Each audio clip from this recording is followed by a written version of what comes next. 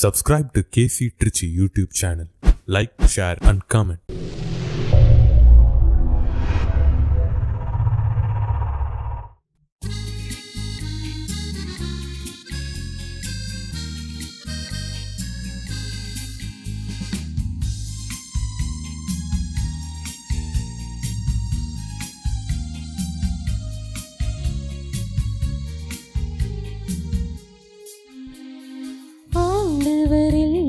நுழைவோம், இன்று அவர் தரும் புனிதத்தை பெறுவோம்.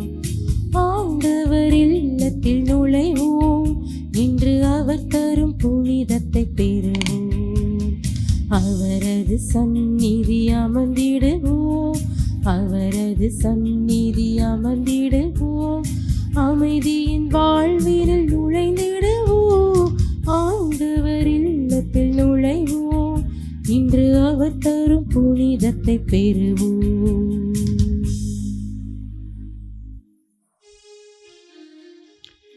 தந்தை மகன் தூய ஆவியாரின் பெயராலே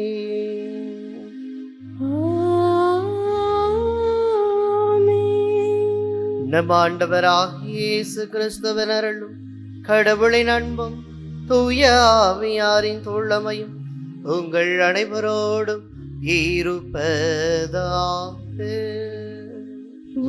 ஆன்மாவோடும் இருப்பதாக.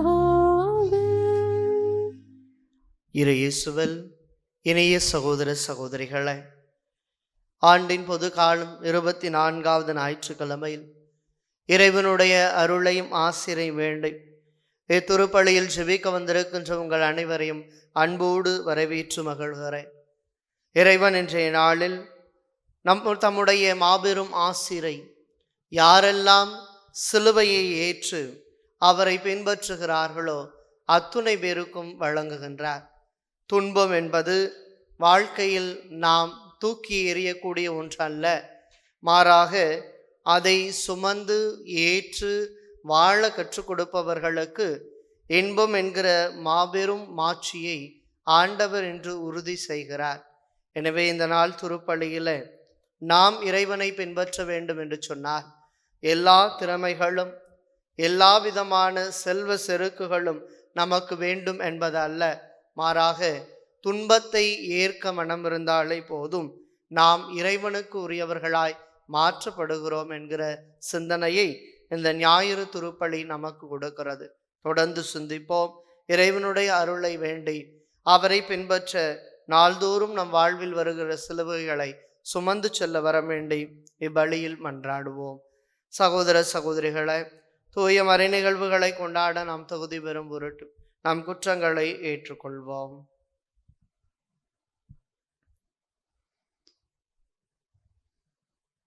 எல்லாம் வல்ல இறைவனிடமும் சகோதர சகோதரிகளே, உங்களிடமும் நான் பாவியனை ஏற்றுக்கொள்கின்றேன். ஏனெனில் என் சிந்தனையாலும் சொல்லாலும் செயலாலும் கடமையில் தவறியதாலும் பாவங்கள் பல செய்தேன். என் பாவமே, என் பாவமே, என் பெரும் பாவமே. ஆகையால் எப்போதும் கன்னியான புனித மரியாவையும் வானதூதர் புனிதர் அனைவரையும் சகோதர சகோதரிகளே உங்களையும் நம் இறைவனாகிய ஆண்டவரிடம் எனக்காக வேண்டிக் கொள்ள மன்றாடுகின்றேன். எல்லாம் வல்ல இறைவன் நம் மீது இரக்கம் வைத்து நம் பாவங்களை மன்னித்து நம்ம நிலை வாழ்வுக்கு அழைத்து செல்வாராக. ஆமென்.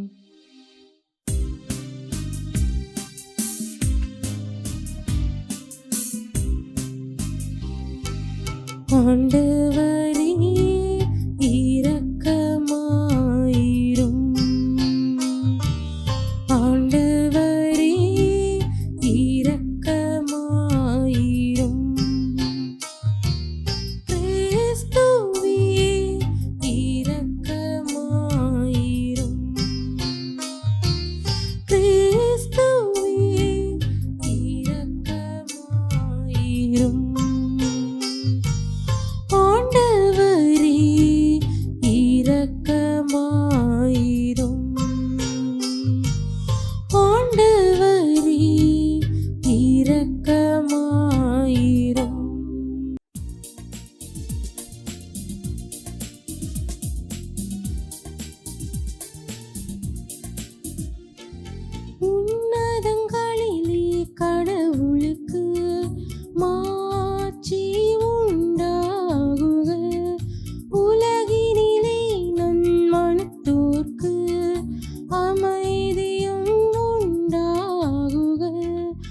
புகழ்கின்றோம் யாம் உம்மையே, வாழ்த்துகின்றோம் இறைவனே.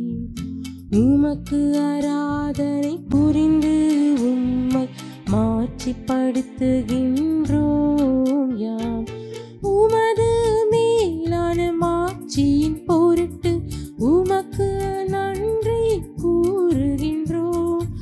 ஆண்டவராகிய இறைவனே, இணையில்லாத விண்ணரசே, ஆற்றல் அனைத்தும் கொண்டு இலங்கும் வல்ல தந்தை இறைவனே, ஒரே மகனாக உதித்த ஆண்டவர் இயேசு கிறிஸ்து இறைவனே. ஆண்டவராகிய இறைவனே, இறைவனின் திரு செம்மறியே, தந்தையினின்று என்றென்றுமாக உதித்த இறைவன் மகனே நீர். உலகின் பாவம் போக்குபவரே, நீர் எம் மீது இரங்குவீர். உலகின் பாவம் போக்குபவரே, இம்மன்றாட்டை ஏற்றருள்வீர். தந்தையின் வலப்பக்கம் வீற்றிருப்பவரே, நீர் எம் மீது இரங்குவீர். ஈரனில் இயேசு கிறிஸ்துவே, நீரொருவரே தூயவர், நீரொருவரே ஆண்டவர், நீரொருவரே உன்னதர். தூய ஆவியாரோடு தந்தை இறைவனின் மாட்சியில் இருப்பவர் நீரே. ஆ ஆ ஆ ஆமீன். ஆ ஆ ஆமீன். மன்றாடுவோமாக. அனைத்தையும் படைத்தவரும் ஆள்பவருமான இறைவா, எங்களை நாளில் கண்ணோக்கியருள் உம்மை தாழ்மையுடன் வேண்டுகின்றோ. அதனால் உமது வரிவிரக்கத்தின் செயலாற்றை உய்த்துணர்ந்து உமக்கு முழு இதயத்தோடு நாங்கள் ஊழியம் புரிய அருள் புரிவீராக. உம்மோடு தூய ஆவியாரின் ஒன்று ஒரே இறைவனாய் என்றென்றும் வாழ்ந்து ஆட்சி செய்கின்றவர் வழியாக உம்மை மன்றாடுகின்றோ.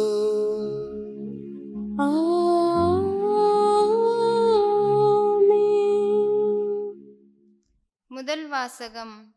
அடிப்போருக்கு என் முதுகையும் தாடியை பிடுங்குவோருக்கு என் தாடையும் ஒப்புவித்தேன். இறைவாக்கினர் எசையா நூலிலிருந்து வாசகம். அதிகாரம் 50, இறைவசனங்கள் 5-9 முடிய. ஆண்டவராகிய என் தலைவர் என் செவியை திறந்துள்ளார். நான் கிளர்த்தெழவில்லை, விலகி செல்லவும் இல்லை. அடிப்போருக்கு என் முதுகையும் தாடியை பிடுங்குவோருக்கு என் தாடையும் ஒப்புவித்தேன். நிந்தனை செய்வோருக்கும் காரி உமிழ்வோருக்கும் என் முகத்தை மறைக்கவில்லை. ஆண்டவராகி என் தலைவர் துணை நிற்கின்றார். நான் அவமானம் அடையேன், என் முகத்தை கற்பாறை ஆக்கிக் கொண்டேன். இழிநிலை நான் அடைவதில்லை என்று அறிவேன். நான் குற்றமற்றவன் என எனக்கு தீர்ப்பு வழங்குபவர் அருகில் உள்ளார். என்னோடு வழக்காடுபவன் எவன்? நாம் இருவரும் எதிர் எதிரே நிற்போம். என் மீது குற்றம் சாட்டுபவன் எவன்? அவன் என்னை நெருங்கட்டும். இதோ ஆண்டவராகிய என் தலைவர் எனக்கு துணை நிற்கின்றார். நான் குற்றவாளி என தீர்ப்பிட யாரால் இயலும்? ஆண்டவரின் அருள்வாக்கு. இறைவனுக்கு நன்றி. திருப்பாடல் 116. நமது பதிலுரை. உயிர் வாழ்வோர் நாட்டில் நான் ஆண்டவர் திருமுன் வாழ்ந்திடுவேன்.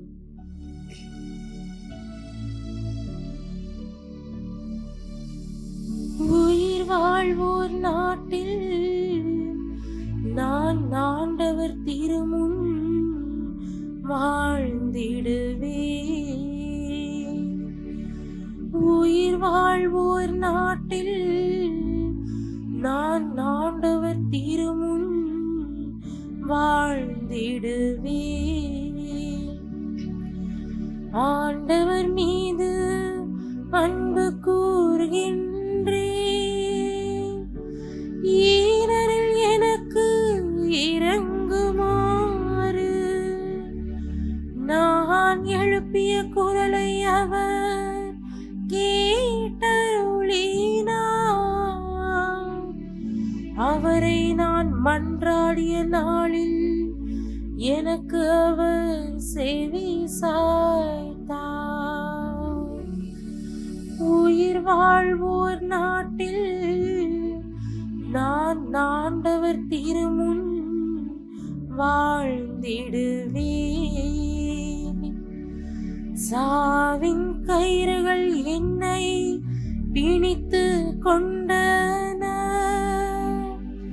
பாதாளத்தின் துன்பங்கள் என்னை பறித்து கொண்டன. துன்பமும் துயரமும் என்னை ஆட்கொண்டன. நான் ஆண்டவரது பேரை தொழுதேன், ஆண்டவரே என் உயிரை காத்தருளும் என்று கெஞ்சினேன். உயிர் வாழ்வோர் நாட்டில் நான் ஆண்டவர் திருமுன் வாழ்ந்திடுவேன். ஆண்டவர் அருளும் நீதியும் கொண்டவர், நம் கடவுள் இரக்கம் உள்ளவர். எளிய மனதோரை ஆண்டவர் பாதுகாக்கின்றார். நான் தாழ்த்தப்பட்ட போது எனக்கு மீட்பளித்தார். உயிர் வாழ்வோர் நாட்டில் நான் ஆண்டவர் திருமுன் வாழ்ந்திடுவேன். உயிர் வாழ்வோர் நாட்டில் நான் ஆண்டவர் திருமுன் வாழ்ந்திடுவேன்.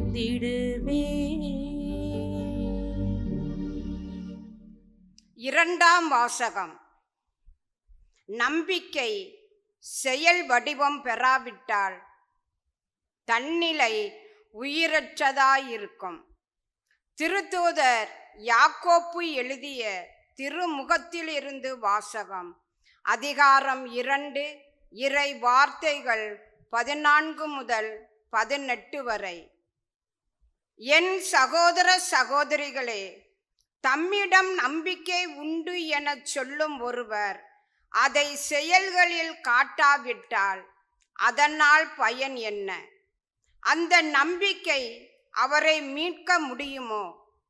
ஒரு சகோதரன் அல்லது ஒரு சகோதரி போதிய உடையும் அன்றாட உணவும் இல்லாதிருக்கும்போது அவர்கள் உடலுக்கு தேவையானவை எவற்றையும் கொடாமல் உங்களுக்குள் ஒருவர் அவர்களை பார்த்து நலமே சென்று வாருங்கள், குளிர் காய்ந்து கொள்ளுங்கள், பசியாற்றி கொள்ளுங்கள் என்பார் என்றால் அதனால் பயன் என்ன?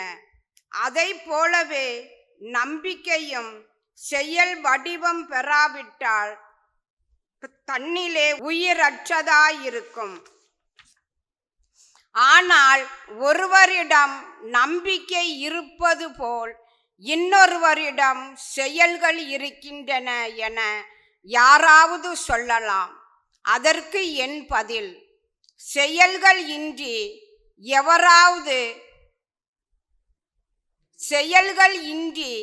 எவ்வாறு நம்பிக்கை கொண்டிருக்க முடியும் என காட்டுங்கள். நானோ என் செயல்களின் அடிப்படையில் நான் கொண்டுள்ள நம்பிக்கையையே உங்களுக்கு காட்டுகிறேன். ஆண்டவரின் அருள்வாக்கு. இறைவனுக்கு நன்றி.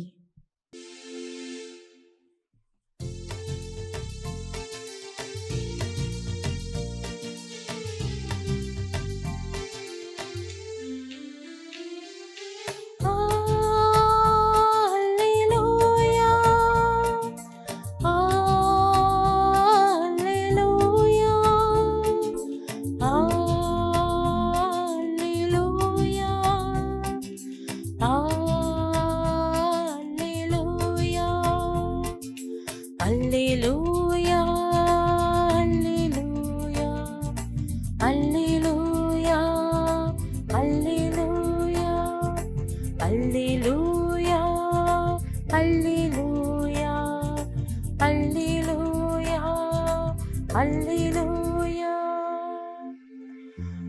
நானோ நம் ஆண்டவர் இயேசு கிறிஸ்துவின் சிலுவையை அன்றி வேறு எதை பற்றியும் ஒருபோதும் பெருமை பாராட்ட மாட்டேன். அதன் வழியாகவே என்னை பொறுத்தவரையில் உலகம் சிலுவையில் அறையப்பட்டிருக்கிறது. உலகை பொறுத்தவரையில் நானும் சிலுவையில் அறையப்பட்டிருக்கிறேன். அல்லேலூயா, அல்லேலூயா, அல்லேலூயா, அல்லேலூயா, அல்லேலூயா, அல்லேலூயா, அல்லேலூயா, அல்லேலூயா, அல்லேலூயா.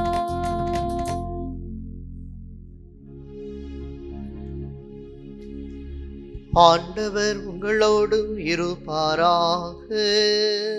உம் ஆன்மாவோடும் இருப்பாராக. மார்க்கு எழுதிய தூய நற்செய்தியிலிருந்து வாசகம். ஆண்டவரே, மாட்சி உமக்கே. பிரிவு 8 இறை வார்த்தைகள் 27 தொடங்கி 35 வரை. காலத்தில் இயேசு தம் சீடருடன் பிலிப்பு சிசரியாவை சார்ந்த ஊர்களுக்கு புறப்பட்டு சென்றார்.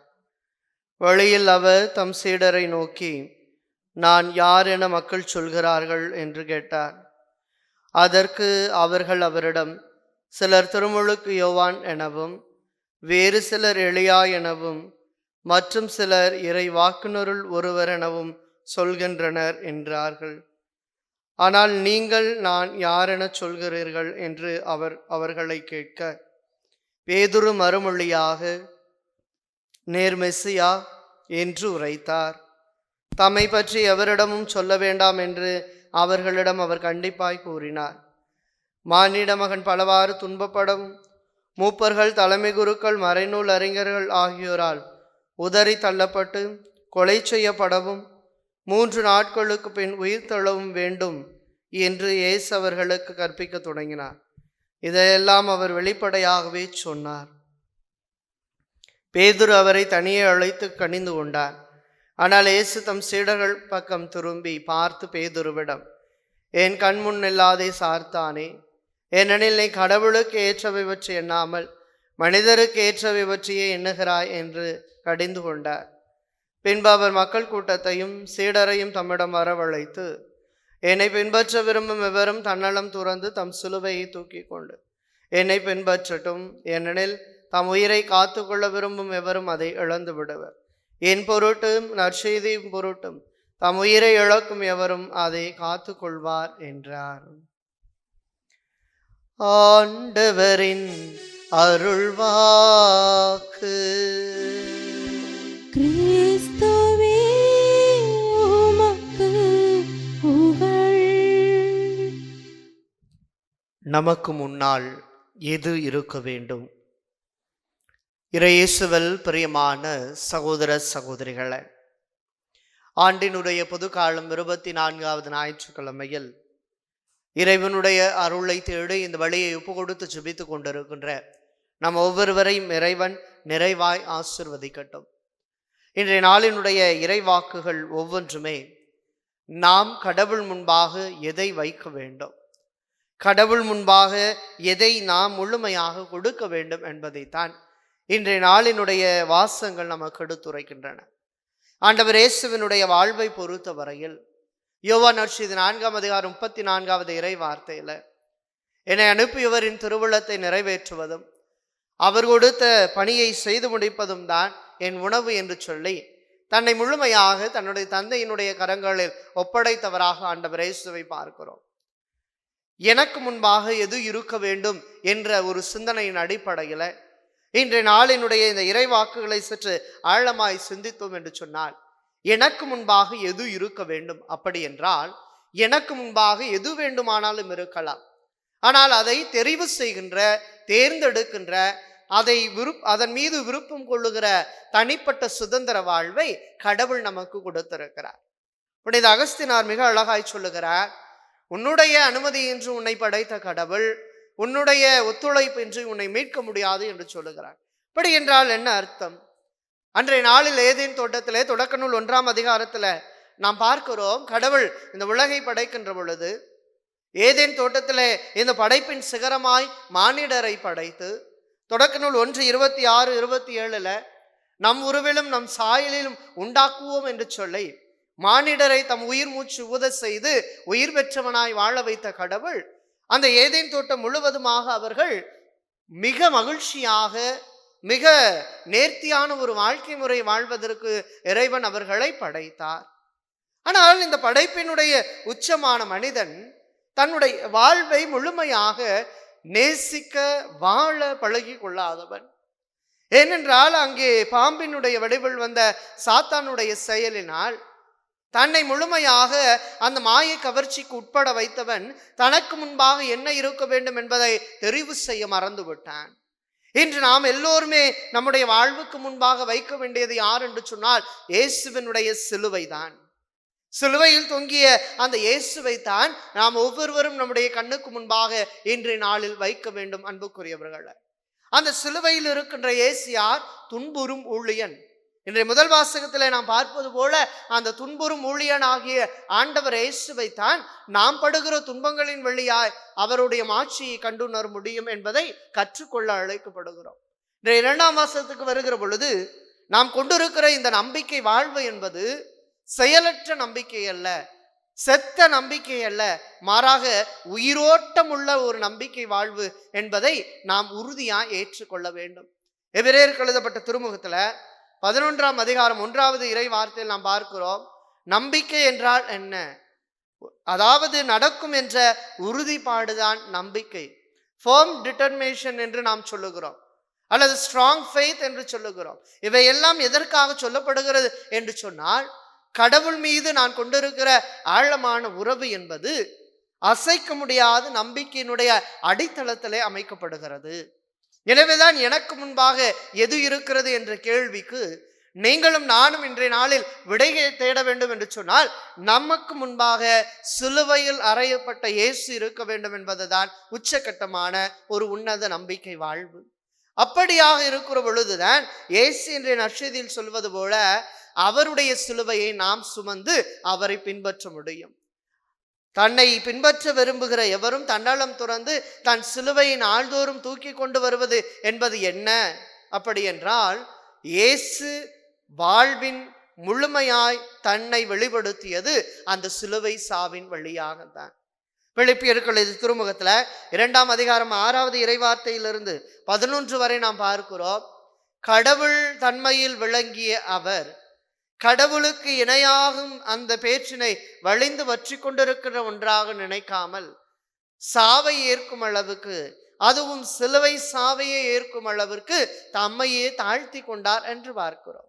ஆக எந்த ஒரு சமயத்திலும் எந்த ஒரு கடவுளும் செய்யாத ஒன்றை நம்முடைய ஆண்டவர் இயேசு கிறிஸ்து, நம் இதய தெய்வம், நம் மீட்பரானவர் நமக்காய் செய்து முடித்தார் என்று சொன்னால், அவர் சிலுவையிலே தன் இன்னுயிரை கொடுத்து 3ஆம் நாளில் உயிர் தெழுந்து இன்றளவும் நம்மோடு நமக்காய் வாழுகிறார் என்றால் நம் வாழ்வுக்கு முன்னால் இருக்க வேண்டியவரே அவர் மட்டும்தான். எனவே நாம் எதை தெரிந்து கொள்கிறோமோ அந்த தெரிந்தெடுப்பின் வழியாகத்தான் நம்முடைய அர்ப்பணம் அமைந்திருக்கிறது. அன்புக்குரியவர்களை, நாம் பார்க்கிறோம் நம்முடைய வாழ்க்கையில ஏசாயா புத்தகத்திலே 43ஆம் அதிகாரத்தில் 4வது இறை வார்த்தையில, என் பார்வையில் நீ விலையேற பெற்றவன், மதிப்பு மிக்கவன், நான் உன்மேல் அன்பு கூறுகிறேன், ஆதலால் உனக்கு பதிலாக மானிடரையும் உன் உயிருக்கு மாற்றாக மக்களினங்களையும் கொடுக்கிறேன், அஞ்சாதே, ஏனெனில் நான் உன்னோடு இருக்கின்றேன். God is always with us. கடவுள் எப்பொழுதுமே நம்மோடு இருக்கிறார். அவரை பொறுத்தவரை நாம் எல்லாருமே அவருடைய பார்வையில் விலையுயர்ந்த ஒரு பொக்கிஷமாக இருக்கிறோம். ஆனால் நம் கண்களுக்கு முன்பாக தான் கடவுள் இல்லாமல் போய் விடுகிறார். இன்றைய முதல் வாசகத்தில் நாம் பார்க்கிறோம், எசையா இறைவாக்கினர் நூலில அந்த துன்புறும் ஊழியனுடைய அந்த பண்புகள் எல்லாம் கொடுக்கப்பட்டிருக்கிறது என்று சொன்னால் இதற்கு ஆழமான விவிலிய பின்னணி இருக்கிறது. அவர்கள் அத்துணை பேரும் அடிமைத்தனத்தில் இருக்கிறார்கள். அங்கே அசிரிய பாபிலோனிய அடிமைத்தனத்தில் இருக்கிற பொழுது அவர்களுக்கு 2 தொய்வுகள் கொடுக்கப்படுகின்றன. அங்கு அவர்கள் எருசலேம் நோக்கி வருகிற பொழுது அங்கே எருசலேம் நகரம் அழிந்திருக்கிறது. சரியானதொரு கட்டமைப்போடும் வடிவமைப்போடும் அந்த நகரம் இல்லாத போது கடவுளுடைய ஆலயத்தை கட்டி எழுப்ப வேண்டும் அவர்கள் என்று நினைக்கிறார்கள். ஆக பாரசீக மன்னனிடத்திலே அவருடைய உதவியை நாடி அவற்றின் வழியாக நாம் செய்து விடலாமா என்று அவர்கள் விரும்புகிறார்கள். ஒரு சாரர் இல்லை, அப்படியாக செய்யக்கூடாது, நாம் நம்முடைய கடவுளை நம்பிதான் இந்த ஆலயத்தை கட்டி எழுப்ப வேண்டும் என்று சொல்லி அவர்கள் முழு முயற்சியை கடவுள் வாழ் வைத்து தங்கள் கண்களுக்கு முன்பாக கடவுளை நிறுத்துகிறார்கள். அங்கே உச்சகட்டமான ஒரு மாட்சிமை நிறைந்த வாழ்வுதனை அவர்கள் பெற்றுக்கொள்ளுகிறார்கள்.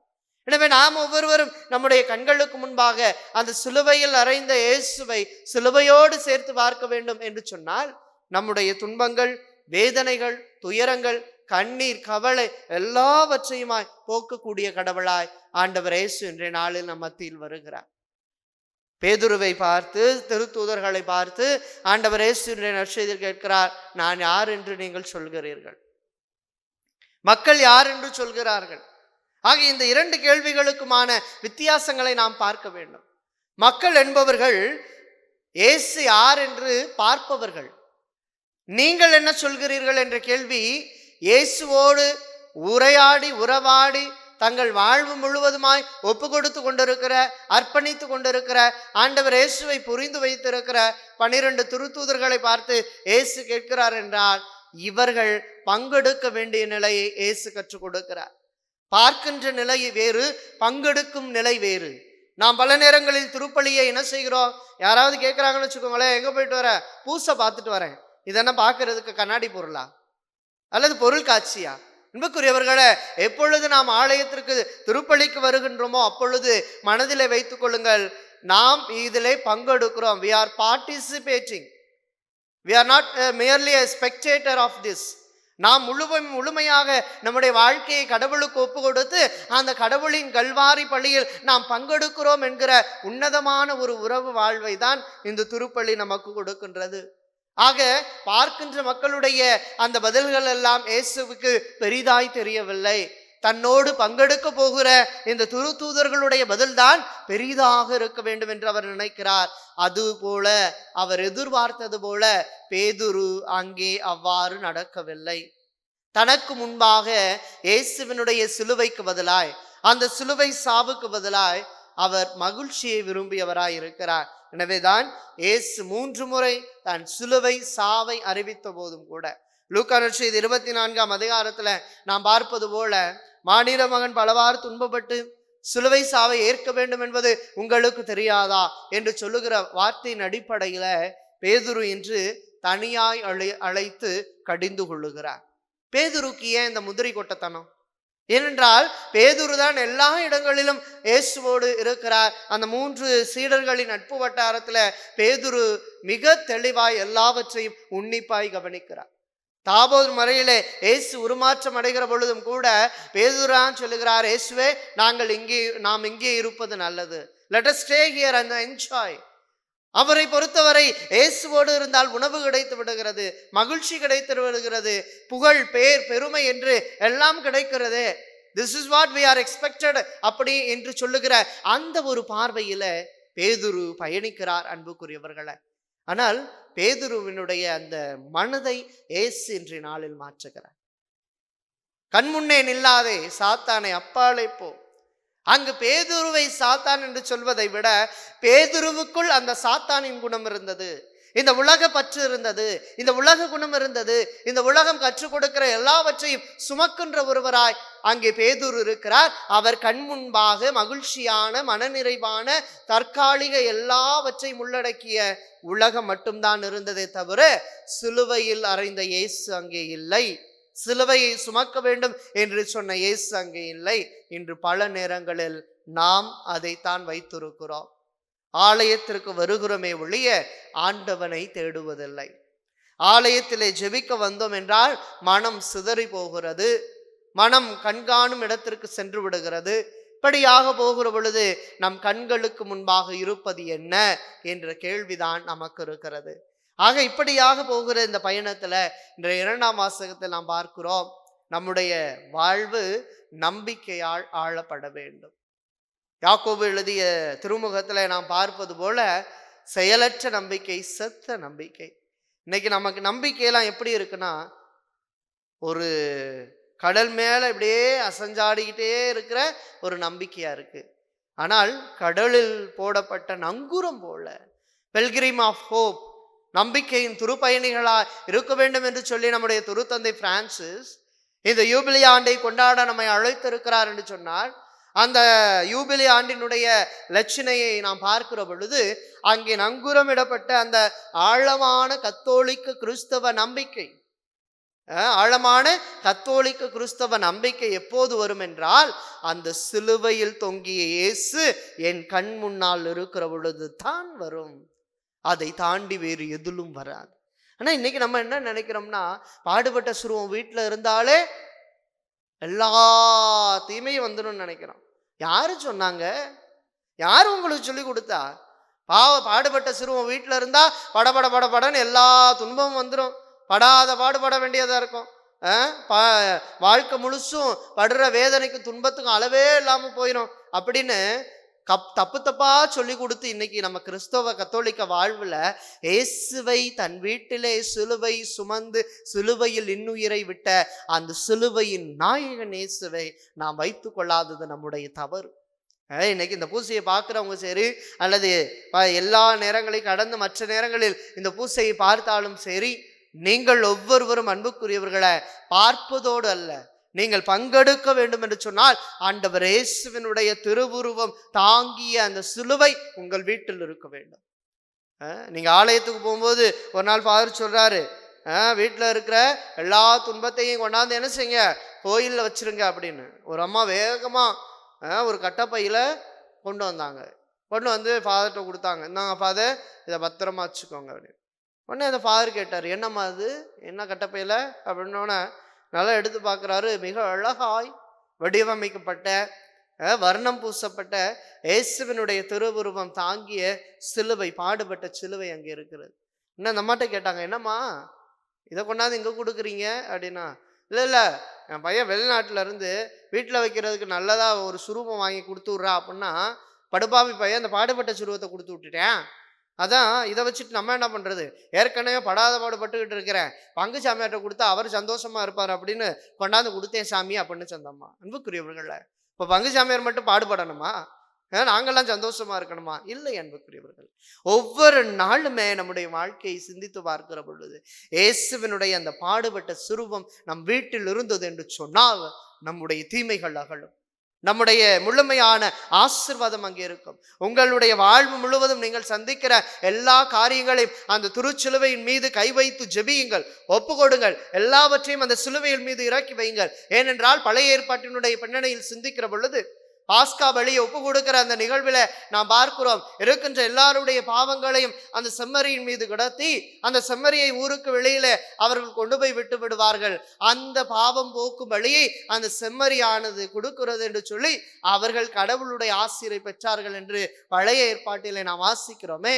ஆக எல்லா விதமான நம்முடைய பாவங்கள், பலவீனங்கள், குற்றங்கள் நாம் சந்திக்கிற போராட்டங்கள், துன்பங்கள், கவலைகள், வேதனைகள் எல்லாவற்றையும் அந்த சிலுவையில் கை வைத்து கண்ணீரோடு மனம் உவந்து மனதார ஒப்பு கொடுத்து ஜெபிக்கிற பிள்ளைகளை கடவுள் ஒரு நாளும் கைவிடுவதில்லை.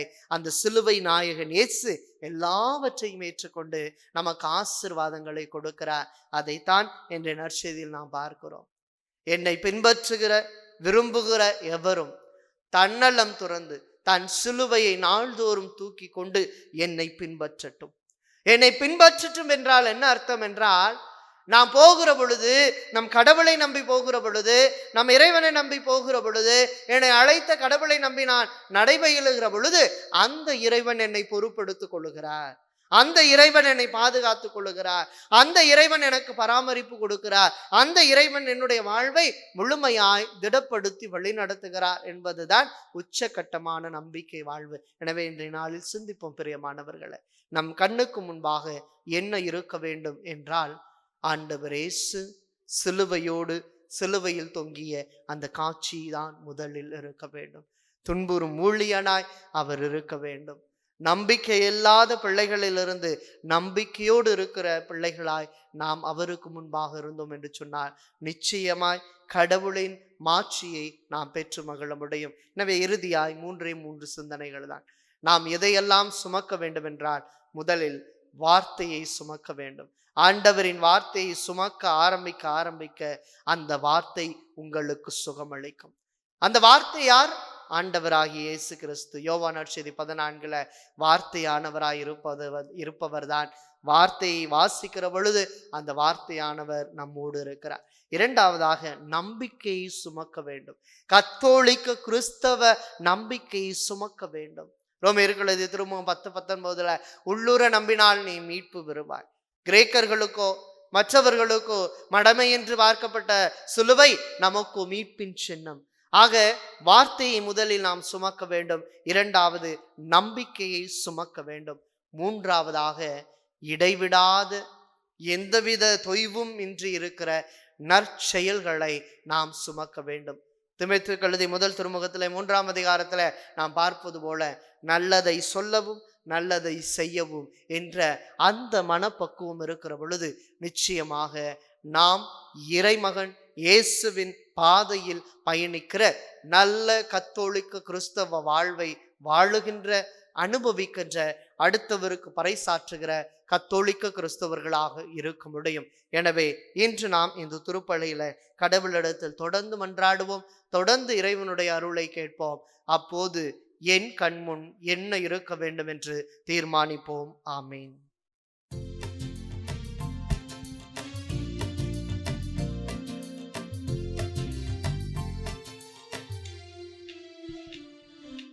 விண்ணையும் மண்ணையும் படைத்தவராம் கடவுள் ஒருவர் இருக்கின்றார். தந்தை மகன் தூய ஆவியராய் ஒன்றாய் வாழ்வோரை நம்புகிறேன். தூய ஆவியின் வல்லமையால் இறைமகன் நமக்காய் மனிதரானார். கன்னி மரியிடம் பிறந்தவராய் இயேசுவை உறுதியாய் நம்புகிறேன். பிலாத்துவின் ஆட்சியில் பாடுபட்டார். சிலுவையில் இறந்து அடக்கப்பட்டார். 3ஆம் நாளில் உயிர்த்தெழுந்தார். இறப்பின் மீதியை வெற்றி கொண்டார். விண்ணகம் வாழும் தந்தையிடம் அரியணை கொண்டு இருக்கின்றார். உலகம் முடியும் காலத்திலே நடுவாராய் திரும்பவும் வந்திடுவார். தூய ஆவியாரை நம்புகிறேன். பாரினில் அவர் துணை வேண்டுகிறேன். பாவ மன்னிப்பில் தூய்மை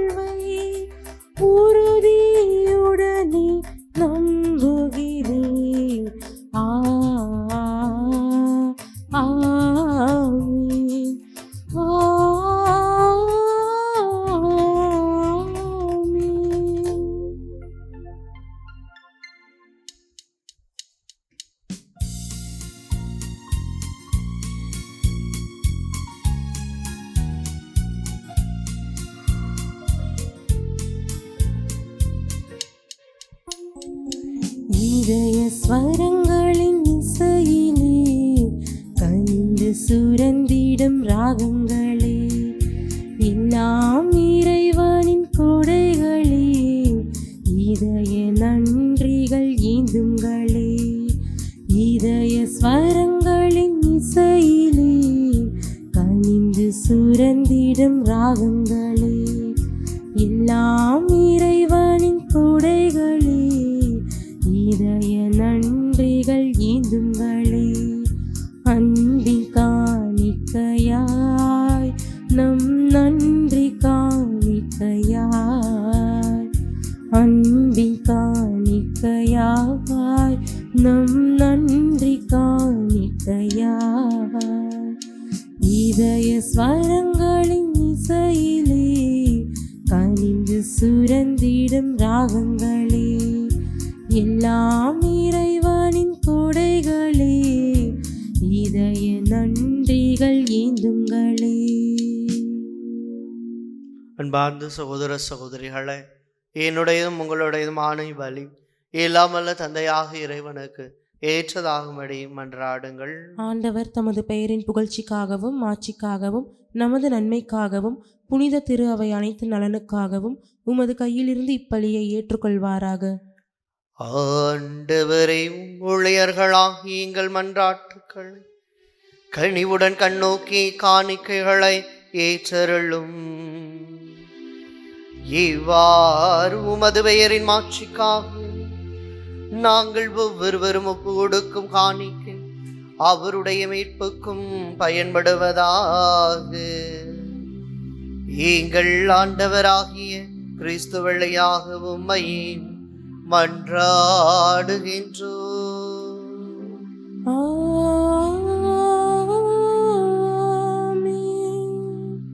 ஆண்டவர் உங்களோடு இருப்பாராக.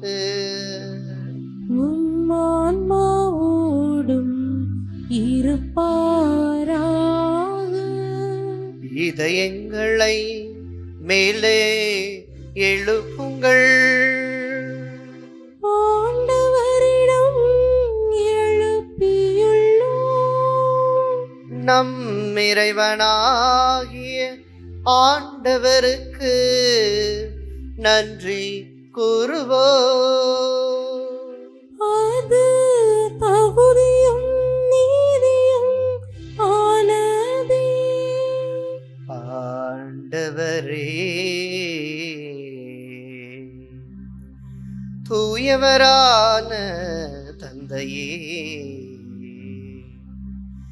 என்றும் உள்ள எல்லாம் வல்ல இறைவா, என்னாலும் எவ்விடத்திலும் நாங்கள் உமக்கு நன்றி செலுத்துவது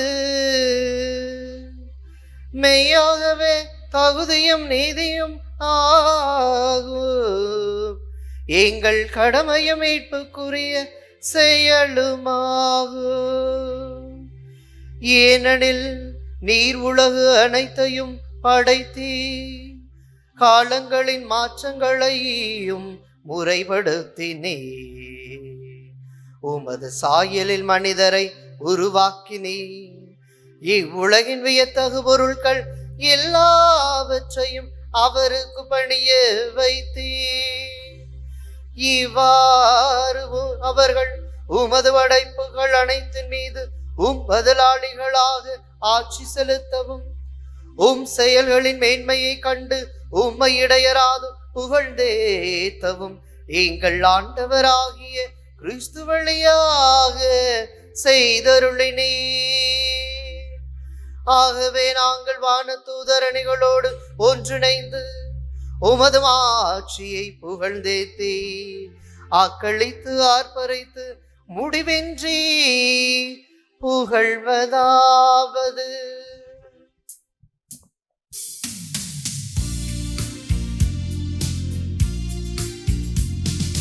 தூயவர் தூயவர் தூயவர் வான் படைகளின் கடவுளாம் ஆண்டவர், விண்ணகமும் மண்ணகமும் உமது மாட்சியால் நிறைந்துள்ளன. உன்னதங்களிலே ஓசன்னா, உன்னதங்களிலே ஓசன்னா. ஆண்டவர் பெயரால் வருகிறவர் ஆசி பெற்றவர்.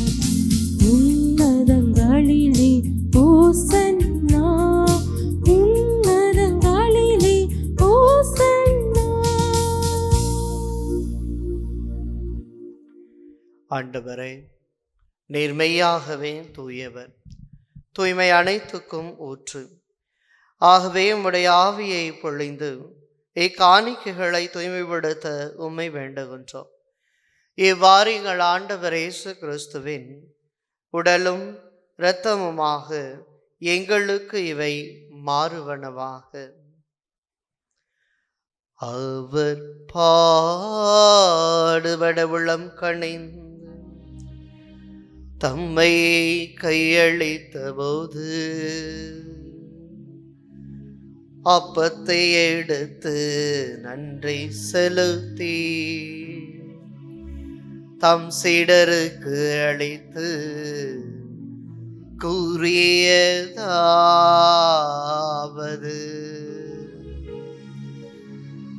அனைவரும் இதிலிருந்து பெற்று உண்ணுங்கள், ஏனெனில் இது உங்களுக்காக கையளிக்கப்படும் என் உடல்.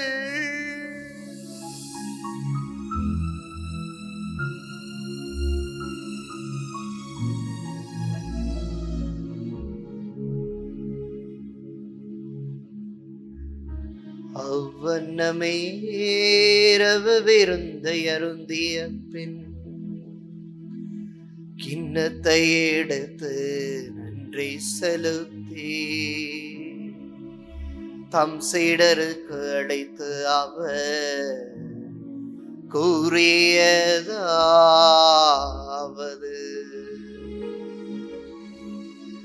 அனைவரும் இதிலிருந்து பெற்று பருகுங்கள், ஏனெனில் இது புதிய நிலையான உடன்படிக்கைக்குரிய என் இரத்தத்தின் கிண்ணம்.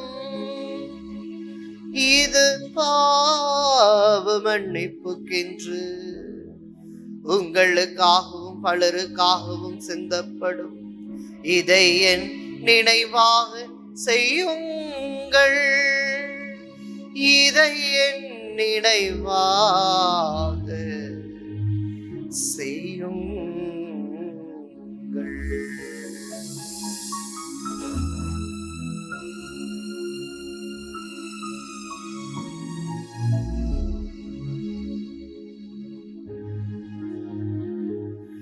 நம்பிக்கையின் மறை பொருள். ஆண்டவரே, நீர் வருமளவும் உமது இறப்பினை அறிக்கையிடுகின்றோம், உமது உயிர்ப்பினையும்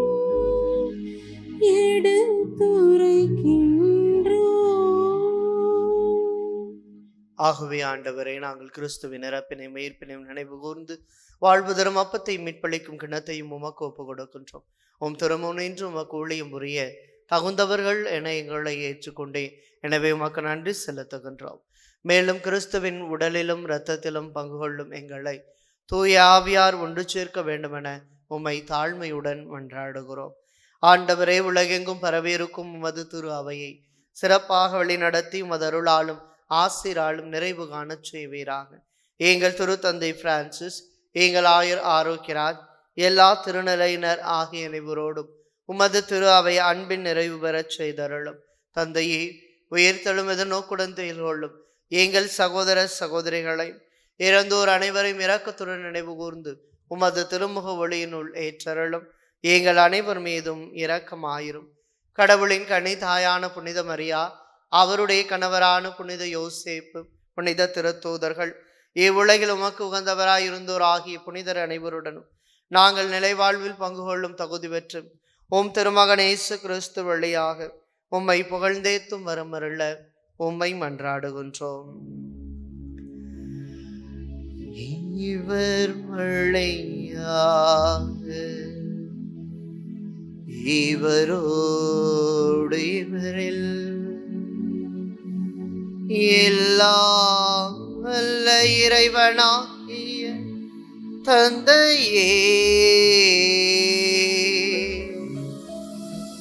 தூய ஆவியாரின் ஒன்றிப்பல் எல்லா புகழும் ஆட்சி என்றென்றும் உமக்கு உரியதே.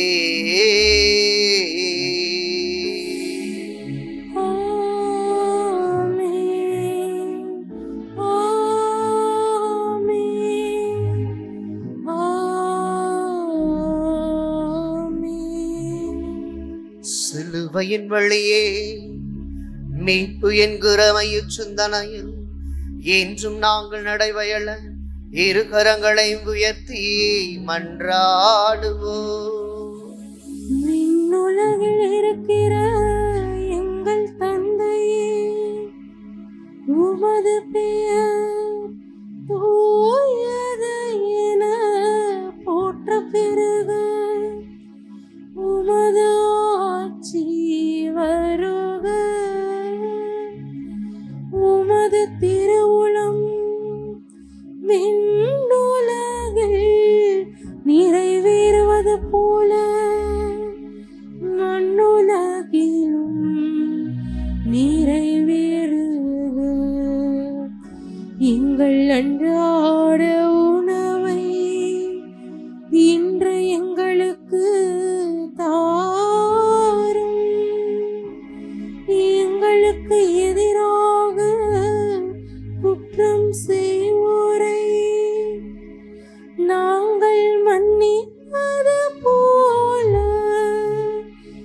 எங்கள் குற்றங்களை மன்னியும். எங்களை சோதனைக்கு உட்படுத்தாதே, தீமையிலிருந்து எங்களை விடுவித்தாருளும். ஆண்டவரே, தீமை அனைத்திலிருந்தும் எங்களை விடுவித்து எங்கள் வாழ்நாளில் அமைதியை கனிவுடன் அருள உம்மை மன்றாடுகின்றோம். உமது இரக்கத்தின் உதவியால் நாங்கள் பாவத்திலிருந்து எப்போதும் விடுதலை பெற்று யாதொரு கலக்கமும் இன்றி நலமாயிருப்போமாக. நாங்கள் எதிர்நோக்கி இருக்கும் பேரின்பத்துக்காகவும் மீட்பராகிய இயேசு கிறிஸ்துவின் வருகைக்காகவும் காத்திருக்கின்றோம். ஏனெனில் ஆட்சியும் வல்லமையும் மாட்சியும் என்றென்றும் உமதே. ஆண்டவரே இயேசு கிறிஸ்துவே, அமைதியை உங்களுக்கு விட்டு சொல்லுகின்றேன், ஏன் அமைதியை உங்களுக்கு அளிக்கின்றேன் என்று உம் திருத்தூதர்களுக்கு மொழிந்தீரே. எங்கள் பாவங்களை மாறாமல் உமது திரு அவையின் நம்பிக்கைகள் நோக்கி உமது திருவுளத்திற்கேற்பதற்கு அமைதியையும் ஒற்றுமையையும் அளித்தருள்வீராக. என்றென்று வாழ்ந்து ஆட்சி செய்கின்றவர் நீரே.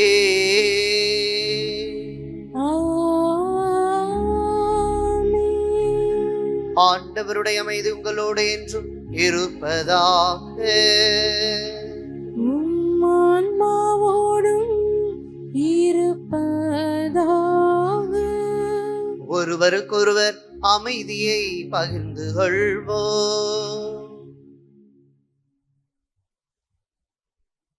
உலகின் பாவங்களை போக்கும் இறைவனின் செம்மறியே, எங்கள் மேல் இரக்கமாயிரும். உலகின் பாவங்களை போக்கும் இறைவனின் செம்மறியே, எங்கள் மேல் இரக்கமாயிரும். உலகின் பாவங்களை போக்கும் இறைவனின் செம்மறியே, எங்களுக்கு அமைதியை அளித்தருளும். இதோ இறைவனின் செம்மறி, இதோ உலகின் பாவங்களை போக்குவதற்காக வந்தவர். சிலுவையை ஏற்று நடக்க விரும்புவோர் என்றுமே சிகரம் தொடுவர் என்கிற மாபெரும் வல்லமையான வாழ்வினை நமக்கு அளித்த இயேசு ஆண்டவர் இவர்தான். இவருடைய இந்த விருந்துக்கு அழைக்க பெற்றோர் பேறு பெற்றோர். ஆண்டவரே, நீர் என் இல்லத்தில் எழுந்தருள நான் தகுதியற்றவள். ஆனால் ஒரு வார்த்தை மட்டும் சொல்லியருளும், எனது ஆன்மா நலமடையும். ஆசை திருவிருந்துக்கான மன்றாட்டு. ஆண்டவரே, நீர் என் இல்லத்தில் எழுந்தருள நான் தகுதியற்றவன். ஆனால் ஒரு வார்த்தை மட்டும் சொல்லியருளும் என்று நூற்றுவர் தலைவன் ஜெபித்தது போல நாங்களும் இப்போது உம் திருப்பாதம் பணிந்து வேண்டுகிறோம். இனிய இயேசுவே, நாங்கள் தகுதியற்றவர்களாய் இருந்தாலும் எங்கள் தகுதியின்மையை பாராமல் நீர் எங்கள் உள்ளங்களில் எழுந்து வாரும். உம் அன்பிலும் அருளிலும் நாங்கள் நிலைத்திருக்க எம்முள் எழுந்து வாரும். உம் பிள்ளைகளாக உயிருள்ள உண்மை சாட்சிகளாக உமது நற்செய்தின்படி வாழ்பவர்களாக எங்களை உருமாற்ற வாரும்.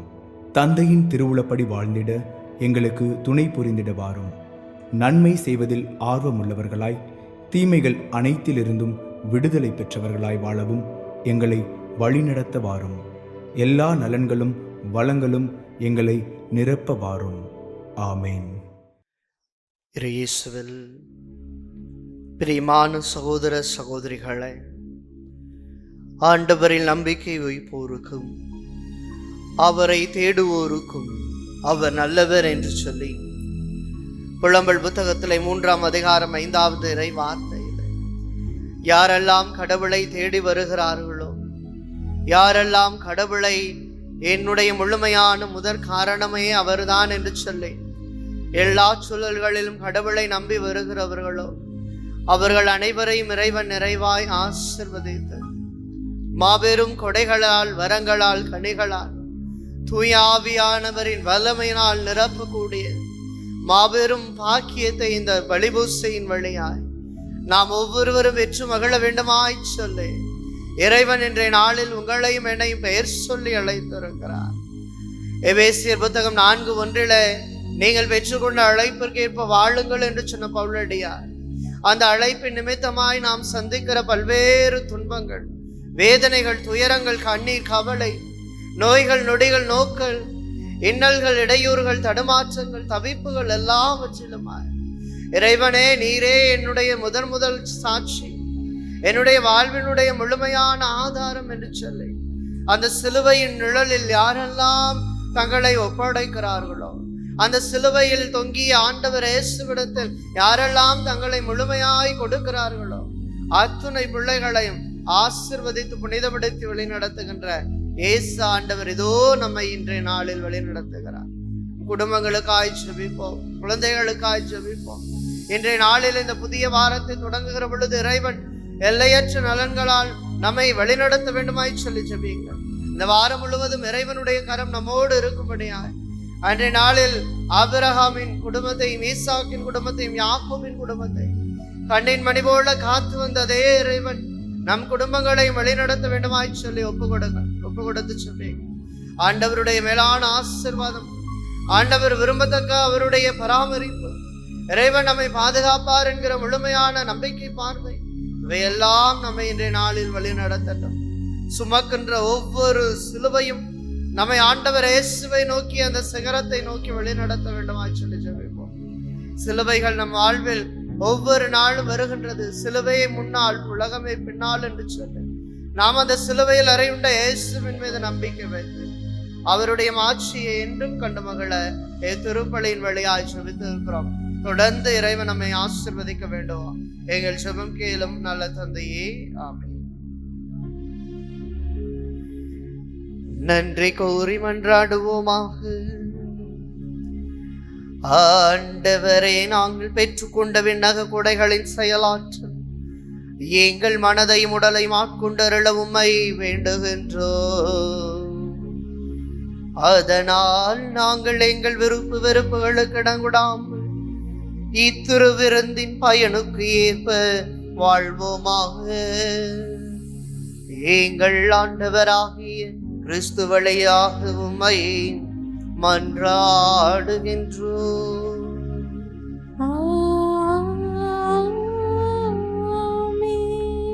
ஆண்டவர் உங்களோடு இருப்பாராக. உம் ஆன்மாவோடும் இருப்பாராக. எல்லாம் வல்ல இறைவன் தந்தை மகன் தூயாவியார் நமக்கு ஆசி வழங்குவாராக.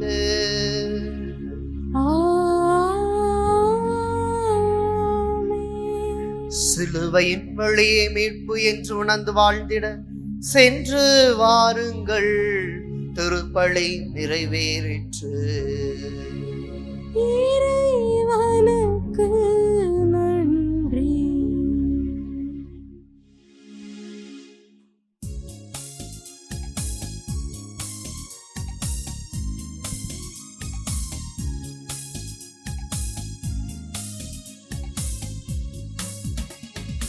இதோ நம் தாய், இறையேசுவின் தாய் நம் தாய். நீ கலங்காதே, நான் உன்னோடு என்றும் நலம் தரும் ஆரோக்கிய தாய். நீ கலங்காதே, நான் உன்னோடு என்றும் நலம் தரும் ஆரோக்கிய தாய். ஆவே ஆவே மரியா, ஆவே ஆவே மரியா, ஆவே ஆவே மரியா. இதோ நம் தாய்.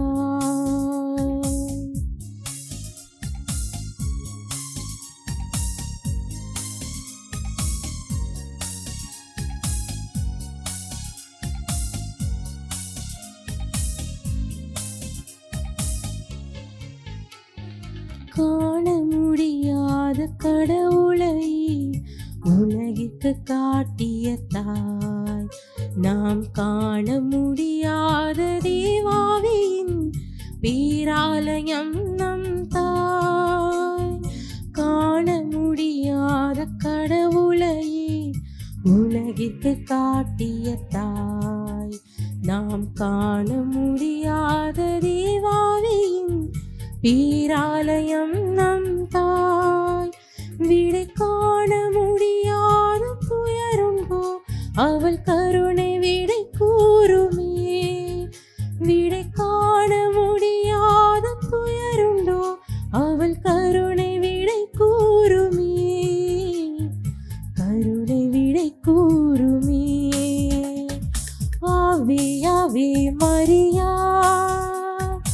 ஆவே ஆவே மரியா, ஆவே ஆவே மரியா, ஆவே ஆவே மரியா, ஆவே ஆவே மரியா, ஆவே ஆவே மரியா, ஆவே ஆவே மரியா. நிலையான புகழுக்குரிய தூய இறை நற்கருணைக்கு எல்லா காலமும் தொழுகையும் புகழும் போற்றியும் மாட்சிமையும் உண்டாக கடவது. தந்தை மகன் தூயாவியாரின் பெயராலே ஆமென். Subscribe to KC Trichy YouTube channel. Like, share and comment.